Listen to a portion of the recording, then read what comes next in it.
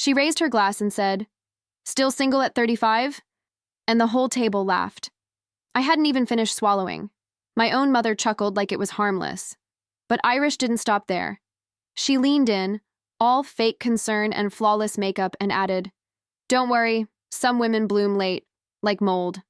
I laughed it off, pretended it didn't sting. But under the table, her husband flinched when she touched him. That's when I knew I wasn't the one with something to be ashamed of. She had a secret, and I had receipts. This wasn't going to be a fight, it was going to be a presentation. But before we begin, let me know where in the world you're watching from today. It's always fascinating seeing who's joining us from around the world. My name is Jenna Whitlow, and I'm 35 years old. From my home studio in Cedar Grove, I run a boutique design firm while tending to my collection of thriving houseplants. My younger sister, Irish Whitlow Tanner, the suburban perfectionist with her doctor husband Evan and their 2 kids, never misses a chance to remind me what I'm missing. Last month at dinner, I caught how Evan's shoulders tensed when Irish touched his arm. The same evening, I discovered her secret Instagram account. The photos told a story she thought no one would find, but I've always been good at connecting dots. After years of her subtle cruelty, I finally had something solid. My fingers tightened around my phone as possibilities unfurled in my mind. But let me start from the beginning. I spent most of that evening doing what I'd perfected over the years, making myself useful while staying invisible. Mom's birthday dinners were always at their house, and I'd arrived early to help set up, arranging the gold-rimmed plates she only used for special occasions. The familiar scent of her signature lasagna filled the kitchen, bringing back memories of countless family dinners where I'd taken refuge in domestic tasks rather than conversation. "Jenna, honey, could you grab the good wine glasses?" Mom called from the dining room. "The ones in the china cabinet?" I was already heading there, knowing the routine. That's the thing about being the quiet one. You notice patterns, rhythms, the way events unfold like a well-worn script. Irish would arrive last, of course, making her entrance with Evan and the kids in tow, perfectly coordinated in what she called casual chic. Right on cue, the front door chimed. "We're here!" Irish's voice carried through the house, followed by the controlled chaos of children's footsteps and Evan's deeper, quieter greetings. I kept myself busy, pouring wine and placing water glasses, while Irish held court in the living room. She was wearing a cream-colored sweater that probably cost more than my monthly grocery budget, her blonde highlights catching the light just so. You had to hand it to her. She knew how to command a room. Dinner progressed like always. Dad carved the roast, Mom fussed over portions, and Irish dominated the conversation with stories about her kids' achievements and Evan's latest hospital drama. I nodded at appropriate moments, sipping my wine and adding the occasional when expected.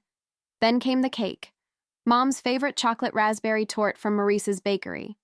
As everyone sang happy birthday, I noticed Evan checking his phone under the table, his jaw tighter than usual. Irish must have noticed too, because she reached for his hand, but he shifted away, pretending to adjust his napkin. That's when Irish did what she does best, deflect attention.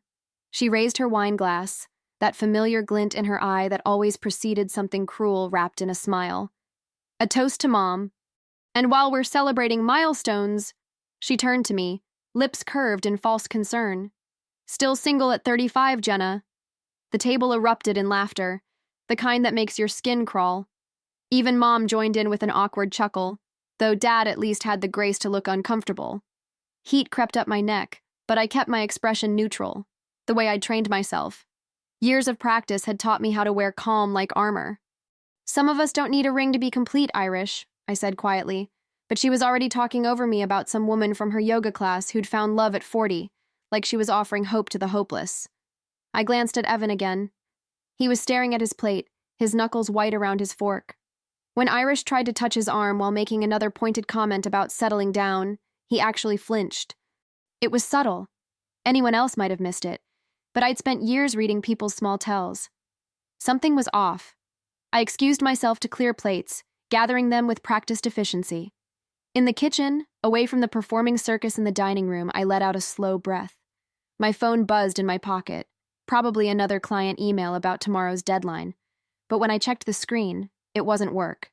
It was an Instagram notification. "Artman Ethan tagged you in a post." I didn't recognize the username, but curiosity made me tap it before I could stop myself.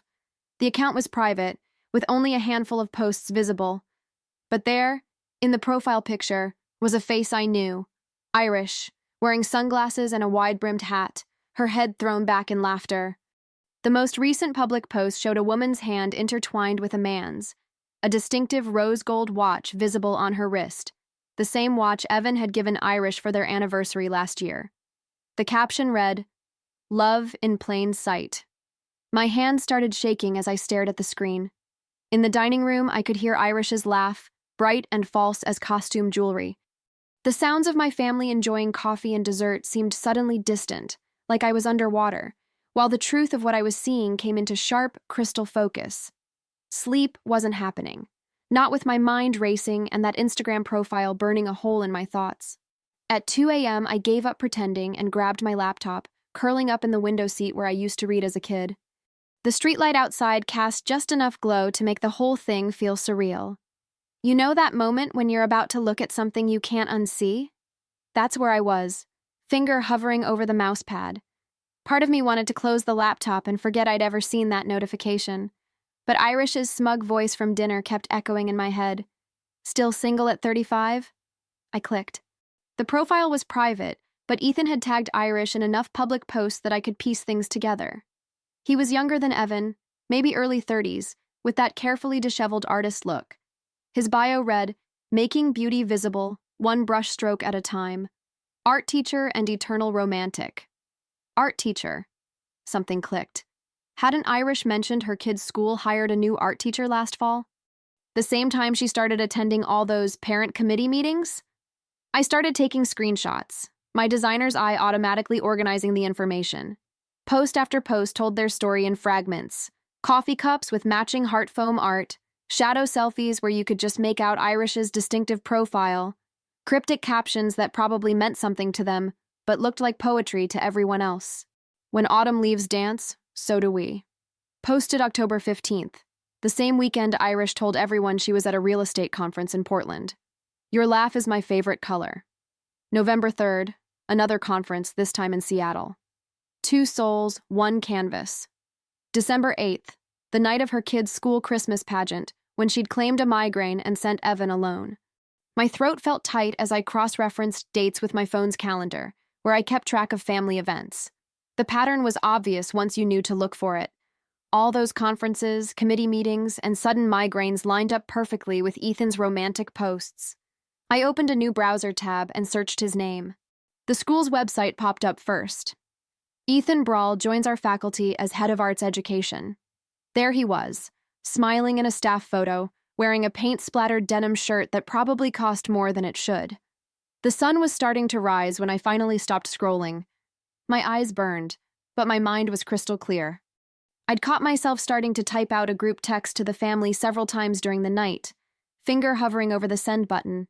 It would have been so easy to blast everything into the open right then. But that's what Irish would expect, an emotional reaction, something she could spin as me being jealous or unstable. Poor Jenna, making up stories because she's lonely. I could practically hear her saying it. No. This needed to be handled differently. The coffee maker clicked on. I'd set it before dinner yesterday in what felt like another lifetime. The familiar scent of dark roast drifted through my apartment, grounding me in the present moment.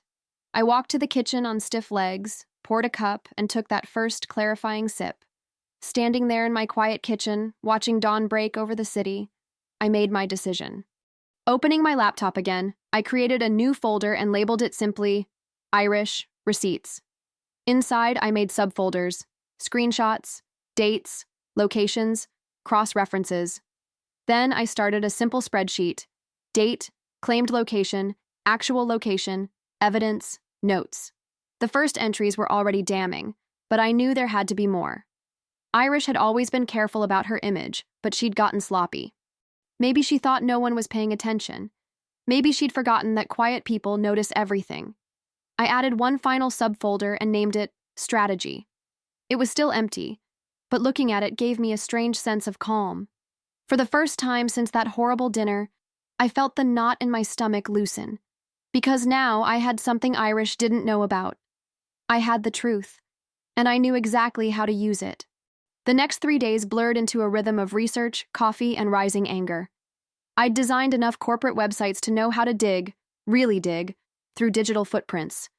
Every notification on Irish's burner account led to another breadcrumb, another contradiction, another lie. My dining room table became command central. You know those crime scene boards you see in detective shows? Mine was digital, but just as detailed. Browser tabs multiplied like rabbits, social media timestamps, location tags, family group texts, event invitations. I needed more, though. The biggest challenge was accessing their shared expenses without looking suspicious.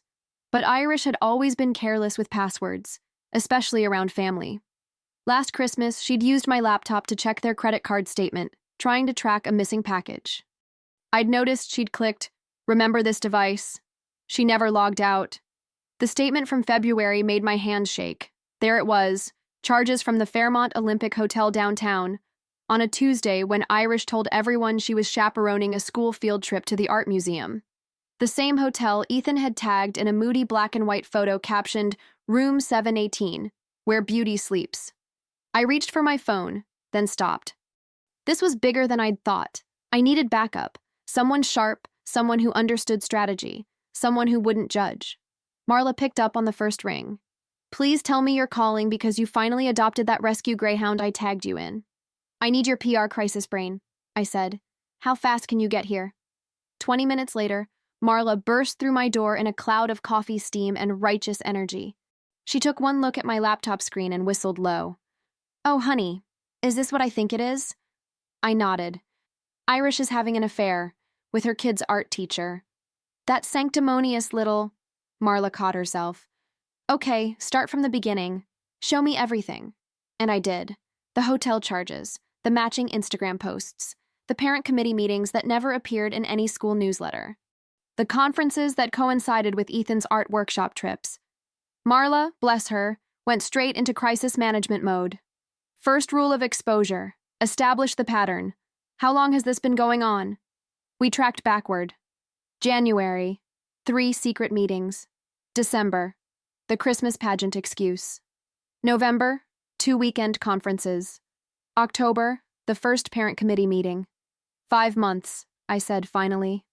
At least that we can prove. Marla pulled up the private school's website where Ethan taught. Her eyes narrowed at his staff photo. Ethan Brawl, head of arts education. Started fall semester. She looked at me. "Please tell me they didn't—" They did. I pulled up a post from September. Irish and Ethan's hands covered in clay, wedding rings clearly visible, captioned, "Parent-teacher bonding over pottery night." The audacity, Marla breathed. At her own kid's school? I remembered something else. She volunteers there every Tuesday, reading to the kindergarten class. Right next to the art room, I bet. Marla's PR instincts were humming. The school has a morality clause for teachers, you know. Most private institutions do. My stomach lurched. I don't want to destroy his career. "Honey," Marla's voice gentled. "He made his choice when he started sleeping with a married parent. Besides, he's posting evidence on social media.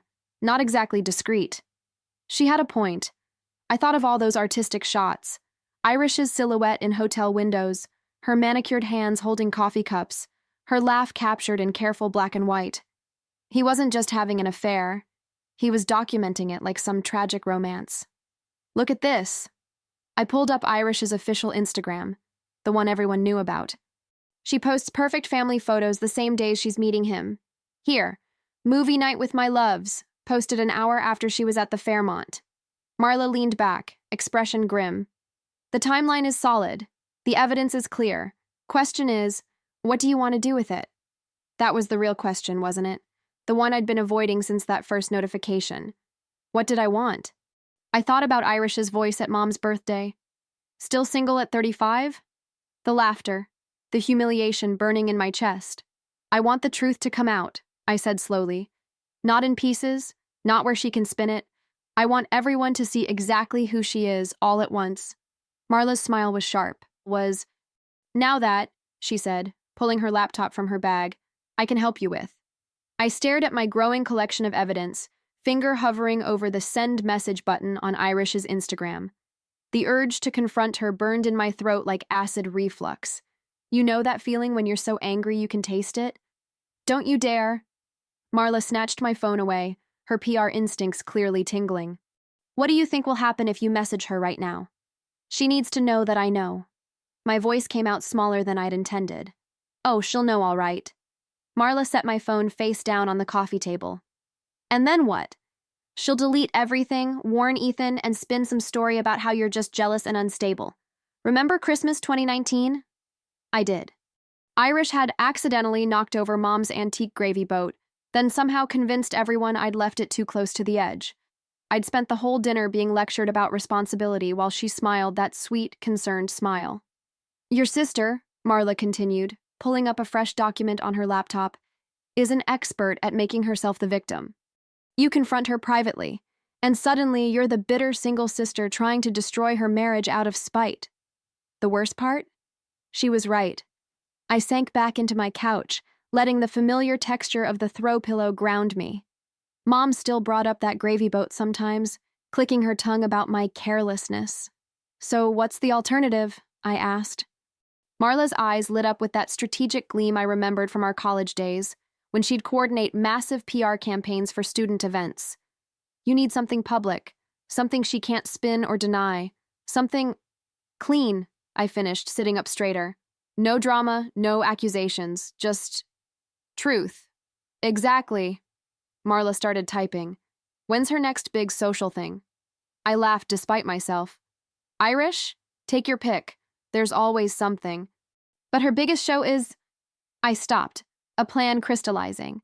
Her annual summer party, the one where she invites basically everyone she knows to show off her yard and her life and her… Perfect family? Marla's grin turned wolfish. When? 2 weeks. She does it every June before the kids' summer activities start. I could picture it already. The fairy lights, the carefully curated appetizer boards, the signature cocktails named after her children. The whole family comes, neighbors too. Even Evan's boss usually makes an appearance. Guest list? At least 50 people. She sends actual printed invitations. Marla was typing faster now. And does this perfectly planned party include any technology? Screens? Projectors? She sets up that big outdoor projector for the kids to watch movies after dark. The memory of last year's party flashed through my mind. Irish glowing in the projector light, bragging about how they'd built a backyard cinema experience. Perfect. Marla turned her laptop toward me. Here's what we're going to do. The plan was elegant in its simplicity. No confrontations, no accusations, just a carefully prepared slideshow, a technical difficulty with the projector settings, and truth in high definition. The key, Marla explained, is timing. We wait until everyone's there, until she's in full hostess mode. Then, everything she's hidden goes public. I felt a flutter of something between anxiety and anticipation. But what if she'll try to explain, sure. But 50 people don't misinterpret the same evidence at the same time. Marla squeezed my hand. Trust me, I've managed bigger scandals than this. The trick is making the truth so clear, so undeniable, that even attempting to deny it just makes things worse. I opened my laptop and created a new presentation. The first slide was blank, waiting. Help me make this bulletproof? For the next 3 hours, we organized everything. Hotel receipts paired with Instagram posts. Timeline inconsistencies highlighted in clean, simple graphics. Those damning pottery class photos where their hands lingered too long. Every slide designed to build an undeniable picture. The invitation arrived the next morning, cream-colored cardstock with gold lettering. Join us for our annual summer soiree. I texted my RSVP immediately. Wouldn't miss it. Need any help with setup? Irish's response came seconds later. Amazing. Could you handle the projector setup again? You're so much better with tech than me. I showed Marla the exchange. She actually slow-clapped. Your sister, she said, just handed you the perfect delivery system. She paused, studying my face. You okay? I thought about it honestly. I'm not doing this because I'm bitter about being single. Or jealous of her life. No, Marla agreed quietly. You're doing it because some truths need to be told, and some people need to face consequences. I looked down at the invitation, at Irish's perfectly curated signature. 2 weeks. Just 2 weeks until everything changed. Let's make these slides presentation perfect, I said, opening my laptop again. We've got an audience to prepare for. The next 13 days crawled by like honey in winter. I kept the presentation files in 3 places: my laptop, an encrypted cloud drive, and a USB stick that never left my neck. Paranoid? Maybe. But I'd learned early that Irish had a way of making inconvenient things disappear. Remember that time in high school when my art portfolio vanished right before college submissions? Irish had cleaned my room while I was at practice. Or the Christmas when my acceptance letter to design school somehow ended up in the trash, right when Mom and Dad were deciding whether to help with tuition. Irish had been sorting mail. Always helpful, always innocent, always leaving me scrambling while she smiled.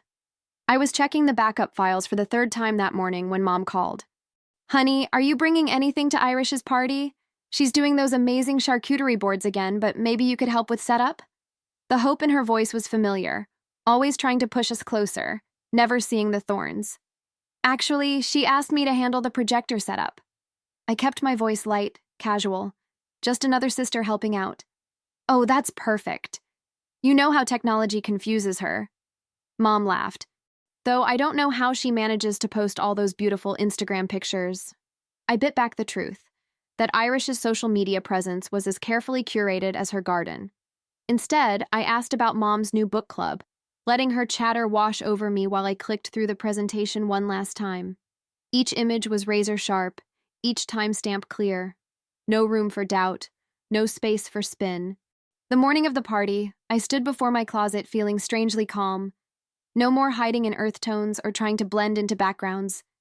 I chose a deep blue dress that caught the light when I moved, confident without being showy. Professional enough for a family party, striking enough to command attention when I needed it.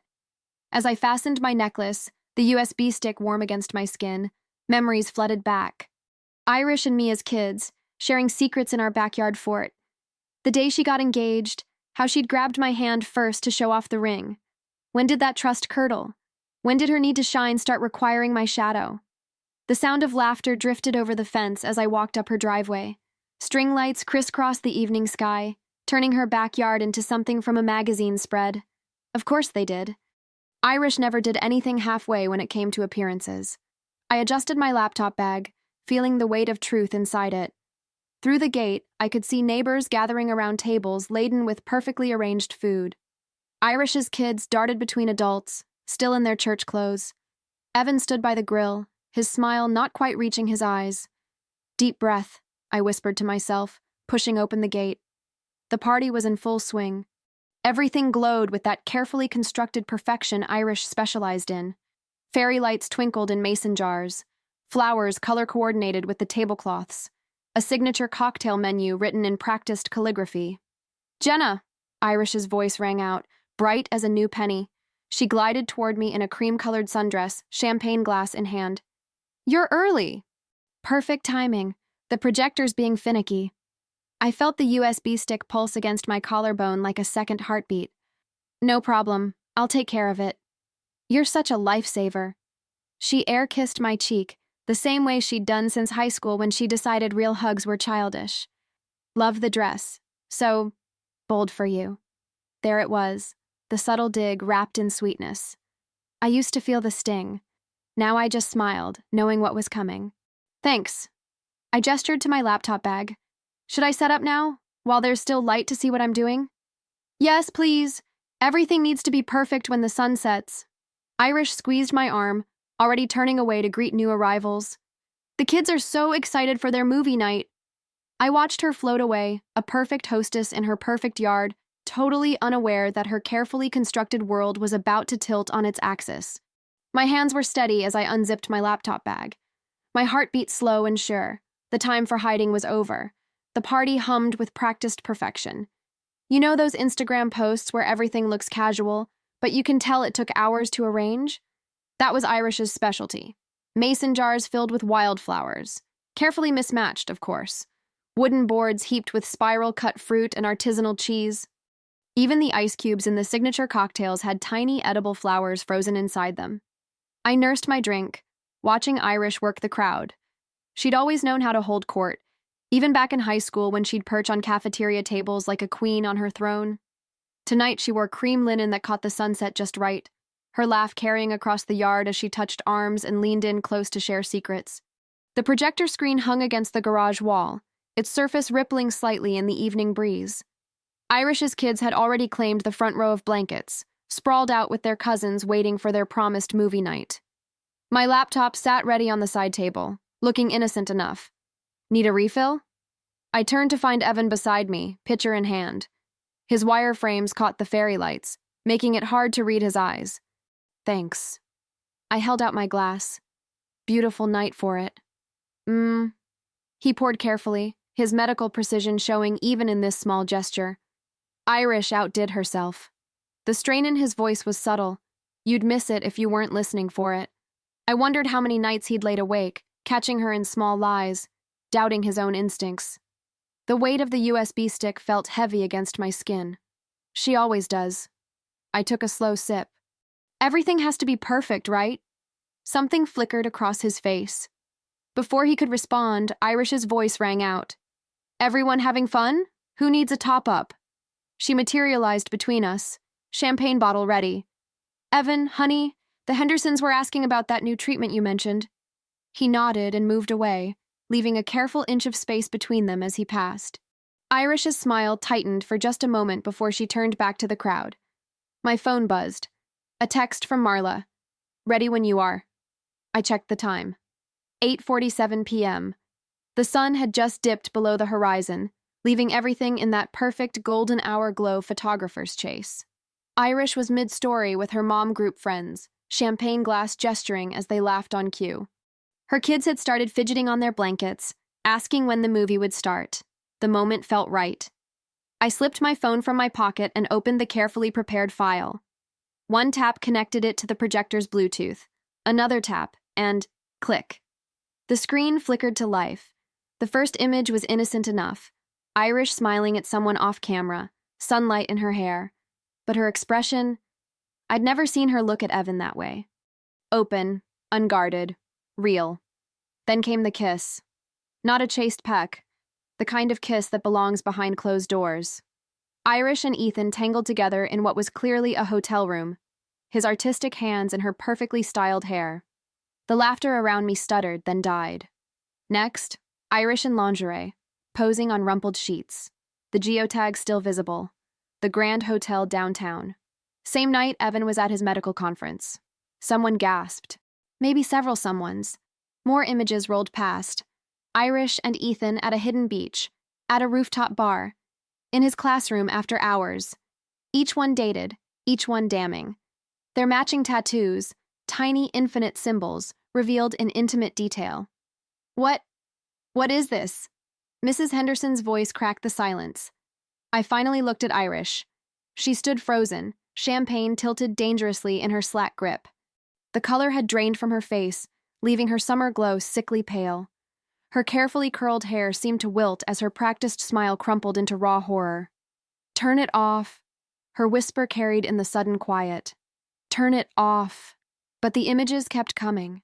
5 months of secret meetings, hidden messages, every lie documented in high resolution, projected 10 feet tall against her pristine garage door, while the fairy lights twinkled merrily around us. The champagne glass slipped from Irish's fingers, shattering against the patio stones. No one moved to clean it up. These are private moments. Irish's voice cracked, higher than I'd ever heard it. You can't just, this isn't... She spun toward Evan, who stood absolutely still, his face a mask I couldn't read. Honey, it's not what it looks like. They're taken completely out of context. The silence that followed felt like glass about to break. Context? The word fell from Evan's lips, quiet and precise as a scalpel. What context makes this okay, Irish? I remembered summers ago, watching him propose to her in this same backyard. He'd been so careful then, too, arranging rose petals in perfect spirals while Irish pretended not to peek through the kitchen window. Now he studied her like a stranger, his wedding ring catching the fairy lights as his hands clenched. The Grand Hotel? He continued, voice steady but empty. During my oncology conference in June? Irish took a step toward him. I can explain. The kid's art teacher? Another surgical cut. In their school? Daddy? Emma's small voice wavered from the blanket area. Why are you mad at Mommy? That broke something in him. I watched his shoulders stiffen, saw the moment his professional control fractured. Without another word, he turned and walked through the side gate, keys jingling softly in his pocket. The click of the latch echoed like a gunshot. Irish stared after him for 3 heartbeats. Then she whirled on me, her perfect makeup starting to streak. "You evil, jealous bitch!" The scream tore through the party's shocked silence. "You couldn't stand it, could you? Couldn't stand that I had everything you couldn't get?" I didn't move, didn't flinch. Just let her words hang in the air between us while neighbors shifted uncomfortably. "Look at you," she continued, advancing like a wounded animal. 35 and alone, no husband, no kids, nothing but your sad little home business and your plants. She spat the word like poison.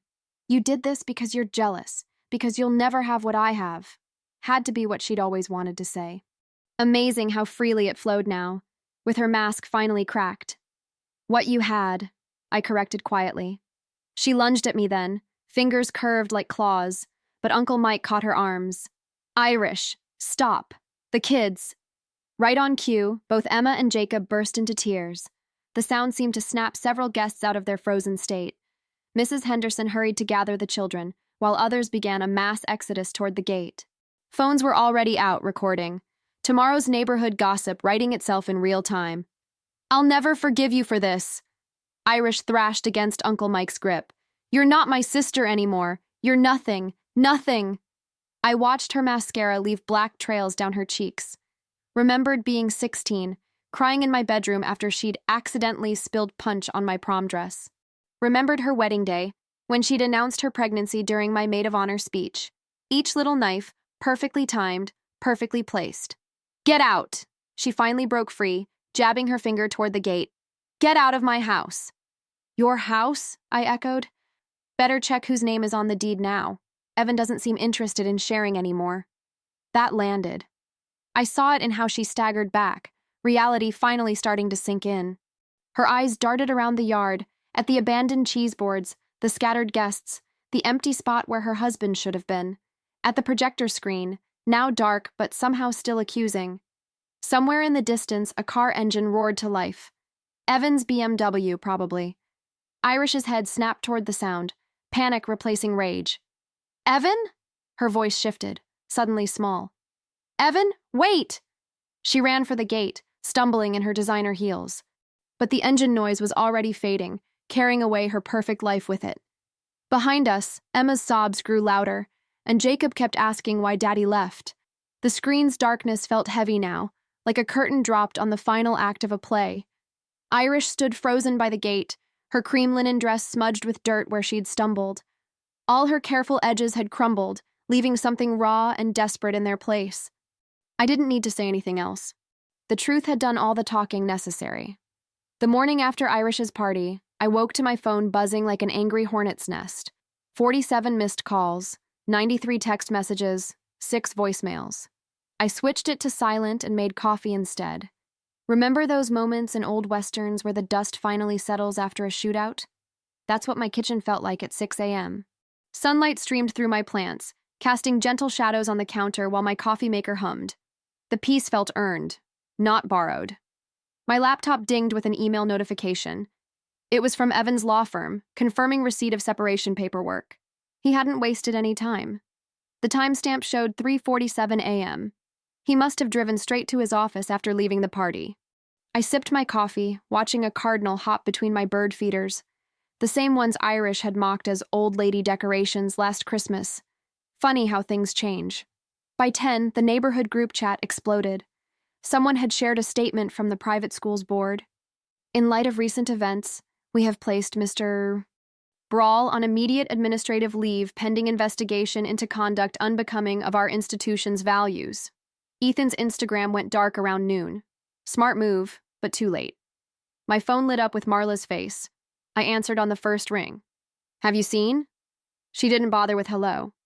Irish's in-laws just posted the most deliciously cold statement on Facebook. "Hold on, let me read it.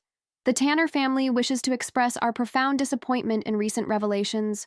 While we love our grandchildren dearly, we cannot condone actions that threaten the sanctity of marriage and family. We ask for privacy during this difficult time." Ouch. I winced. The Tanners were old money philanthropists who funded half the hospital wing where Evan worked. Their disapproval wasn't just personal, it was professional suicide. That was surgical, Marla continued, satisfaction evident in her voice. Clean cut, maximum impact. You okay? I considered the question while watching steam rise from my mug. Yeah, I really am. The next few days passed in a blur of declined calls and ignored messages. Irish tried everything. Threats, pleading, even showing up at my door once. I didn't answer. The truth had done its job. I didn't need to add commentary. On Thursday morning, my mother's name appeared on my phone. Not a text this time, an actual call. My stomach tightened, but I answered. Come for tea? She asked simply. No accusations, no demands for explanations, just an invitation. An hour later, I sat in her familiar kitchen, warming my hands around a cup of Earl Grey. The same tea set she'd always used, delicate blue flowers on bone china. How many tense conversations had these cups witnessed?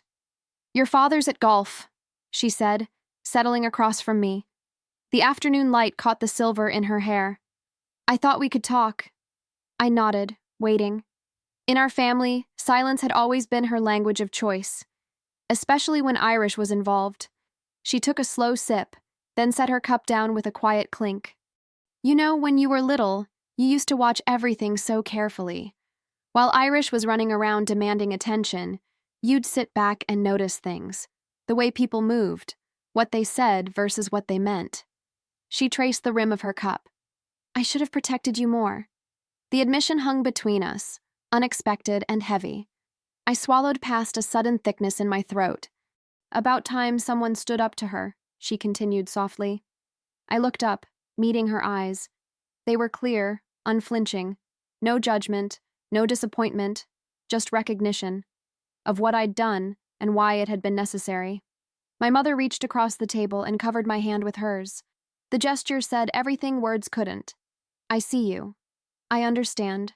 You're not wrong. I squeezed her fingers gently but didn't speak. Some silences deserve to be honored. Besides, the truth had already done all the talking necessary. We sat there together, drinking tea and watching shadows lengthen across her kitchen floor. For the first time in years, neither of us felt the need to fill the quiet with careful words or polite evasions. Sometimes justice speaks loudest in the spaces between things, in empty driveways, dark Instagram accounts, and the soft clink of teacups in afternoon light. 3 weeks after the party, I sat cross-legged on my office floor, surrounded by fabric swatches and mood boards. The morning light streamed through my window, catching the dust motes dancing above my latest project, a boutique yoga studio downtown. The owner wanted Zen meets urban edge, and I was finally feeling centered enough to nail that balance. My phone buzzed. Another message from a number I'd blocked twice already. Irish had moved on from calling to texting, and when I blocked those, she'd started using burner numbers. I deleted it without reading, just like the others. Remember how I said my world used to be gentle and calm? It still was, just with stronger boundaries now. The neighborhood whispers hadn't quite died down. Yesterday at the grocery store, Mrs. Peterson from 3 doors down practically sprinted down the cereal aisle to avoid me. Funny how people react to someone who refuses to play pretend anymore. But here's the thing about being the quiet one. You get really good at letting silence do the heavy lifting. I turned back to my sketches, losing myself in the gentle sweep of lines and play of textures. The focus felt different now. Cleaner, somehow. Like I wasn't carrying the weight of unspoken things anymore. My best client called around noon, excited about her restaurant redesign. The investors loved your concept, she gushed. They said it shows real vision, understanding both the space and the story it needs to tell.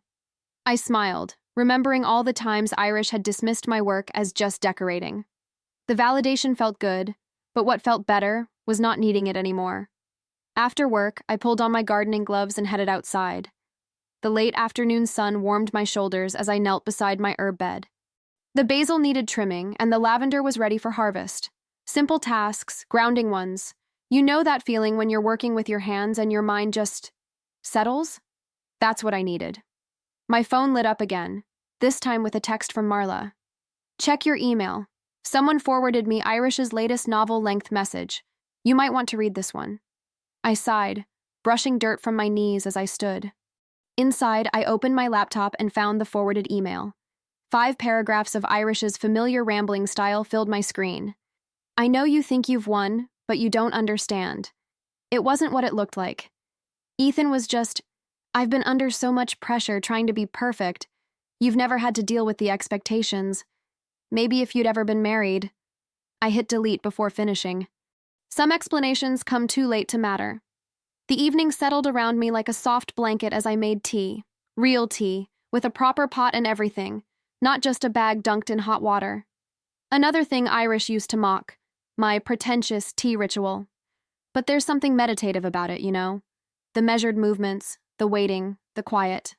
Standing at my kitchen window, cup warming my hands, I watched the sunset paint my garden in soft golds and pinks. My phone buzzed again. Irish, using yet another number.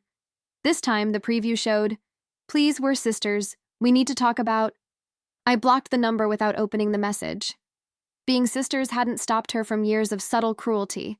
Why should it protect her now? The garden caught my eye again, specifically the corner where I'd planted climbing roses last spring. They were thriving now, reaching toward the sky with quiet determination. No flash, no drama, just steady growth and unexpected strength. Kind of like me, I suppose. A small smile tugged at my lips as I remembered something. Irish's Live, Love, Laugh sign from the party still lay cracked in her yard when I'd driven past yesterday. That mass-produced piece of inspiration she'd positioned so carefully for her Instagram perfect photos, now split clean through. If I were still playing the old game, I might have felt guilty about the symbolism, but I wasn't playing anymore. And the truth was, some things needed to break before better things could grow. I turned away from the window and pulled out my sketches again. The yoga studio design needed finishing touches, and I had ideas blooming. For the first time in years, my creativity wasn't tangled up in what others might think. It flowed clean and clear, like water finding its natural course. My tea cooled beside me as I worked, the evening deepening into dusk.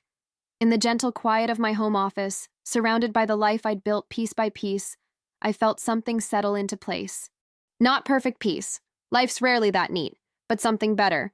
Peace that was real, earned, and entirely mine.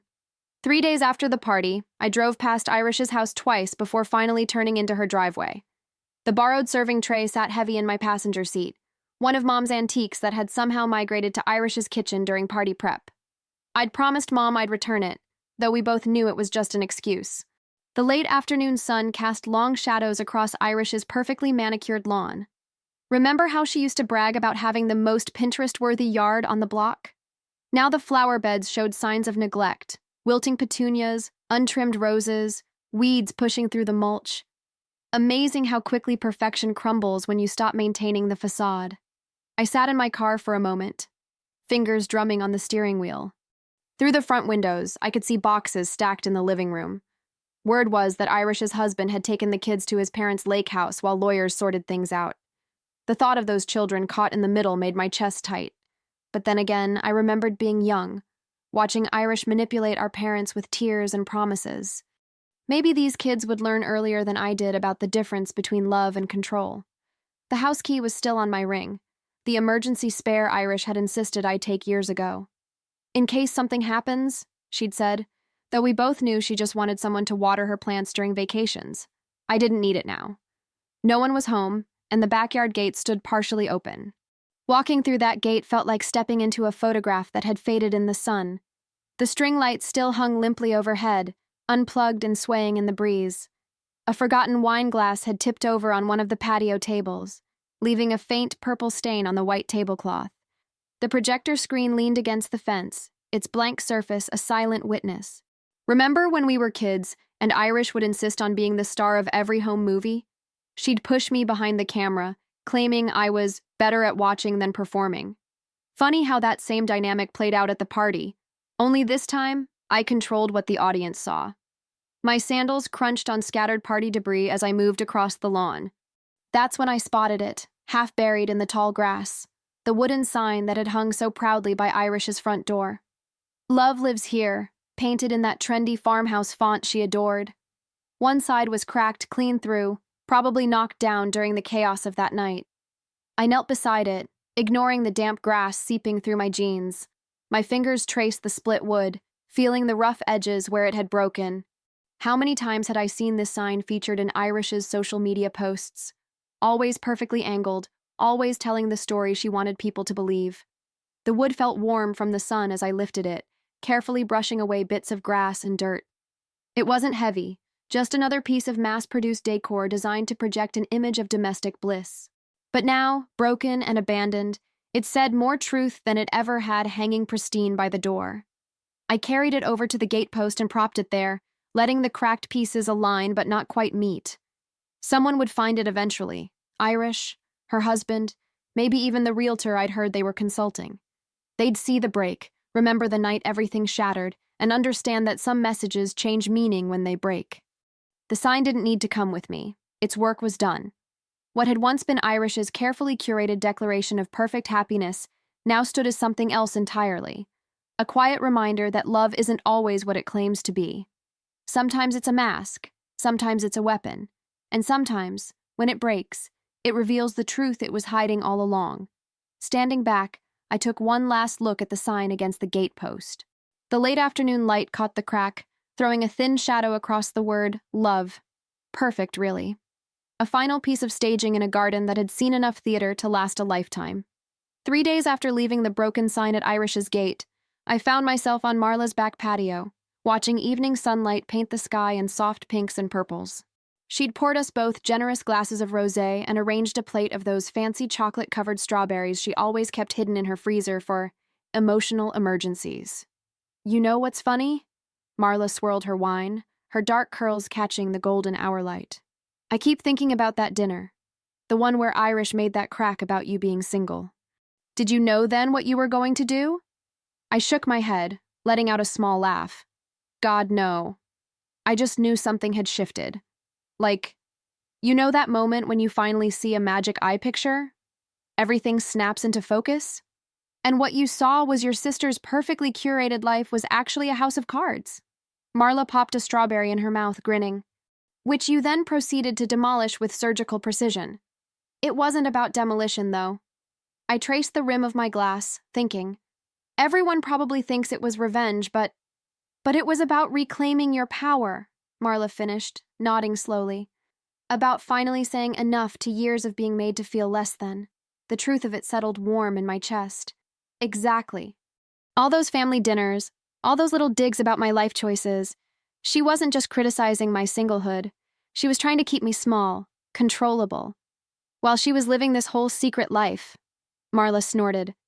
The hypocrisy is actually impressive. A cool breeze rustled through Marla's wind chimes, the ones she'd brought back from that meditation retreat in Sedona. The familiar tinkling sound brought me back to all the nights we'd sat here, planning, strategizing, building my confidence back, piece by piece. You should write a book, Marla said suddenly, sitting up straighter. Seriously, Jen, think about how many women out there feel trapped in similar dynamics. Your story could help them find their voice.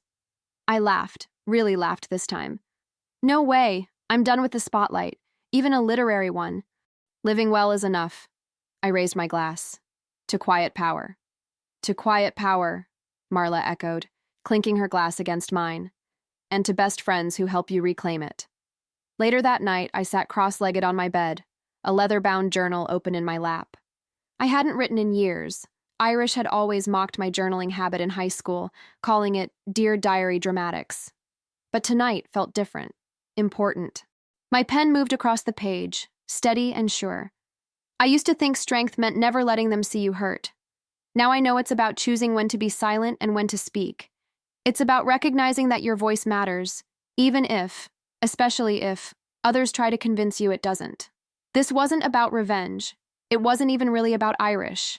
It was about finally trusting my own truth, my own worth. About understanding that sometimes the quietest person in the room is the one who sees everything most clearly. I'm grateful, not for Irish's betrayal or the years of subtle cruelty, but for finally finding the courage to stand in my own light, for remembering that I don't need anyone else's permission to take up space in this world.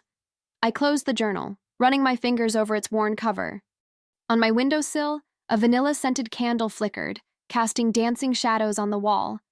The flames steady, unwavering, like the calm that had finally settled into my bones. For the first time in years, I felt no need to check my phone, to scroll through social media, to see what narrative Irish was spinning. My truth was enough. I was enough. I slipped under the covers, watched the candlelight for a moment longer, then closed my eyes. Sleep came easily, dreamlessly, the rest of someone who had finally laid down a heavy burden and chosen to walk away light. 3 weeks slipped by like water through fingers. Summer stretched lazy and long across our little town, but beneath the calm surface, ripples spread. You know how gossip works in places like this? It doesn't explode, it seeps. And Irish's perfect life? Well, it didn't just crack. It dissolved. I heard most of it secondhand through Marla's carefully curated updates. Irish's husband, Dr. Evan Tanner, the man who'd built his reputation on steady hands and quiet competence, filed the separation papers without fanfare. Clean, clinical, like excising a tumor. His colleague told my neighbor he'd already found a small apartment across town, close enough for the kids but far enough to breathe. Ethan's departure was even quieter. One day, his faculty photo just vanished from the school's website. No announcement, no scandal, just a carefully worded email about staffing changes that went out to parents. Sometimes the loudest statements are made in whispers, aren't they? "Did you see Irish at Whole Foods?" Marla asked over coffee last Tuesday. She spent 20 minutes in the wine aisle, then left without buying anything. Karen from the PTA said she's stopped showing up for committee meetings. I stirred my latte, watching the foam swirl. "I don't need to know." "But don't you want—" "No," I said softly. "I really don't." The truth was, I'd already seen enough. Irish's Instagram, her main account, the public shrine to her perfect life, had gone dark. Her last post, a sunset from that fateful party night, stood frozen in time like a photograph of the moment before an earthquake. The comments were turned off, but the silence spoke volumes. My own life? It bloomed in unexpected ways. Last night, I hosted a small dinner party, something I'd always wanted to do but had somehow talked myself out of, hearing Irish's voice in my head about sad singleton suppers. 6 friends gathered around my patio table, strings of market lights swaying overhead. We shared homemade paella, stories, and the kind of laughter that comes from deep in your belly. To the hostess, Amy raised her glass, who proves that the best families are the ones we choose. The words settled warm in my chest, like good whiskey or truth. Earlier that day, I'd finally done something with that sign. You know, the one from Irish's party. It had been sitting in my garage, that clean crack running right through the "Love lives here" like a lightning strike. Instead of hiding the damage, I'd painted it. One delicate stroke of gold leaf, following the break's natural path. The Japanese call it kintsugi, the art of making broken things beautiful. Now it hangs on my front porch, catching morning light. The crack doesn't weaken the message. It transforms it. Love does live here.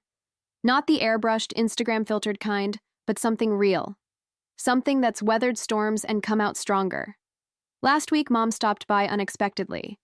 She stood on my porch, staring at that sign for a long moment. "You know," she said quietly, "I always worried about you being alone, but you're not alone, are you? You're just whole." I hugged her then, breathing in the familiar scent of her jasmine perfume, the same one she's worn since I was little. Some things don't need to change to be perfect.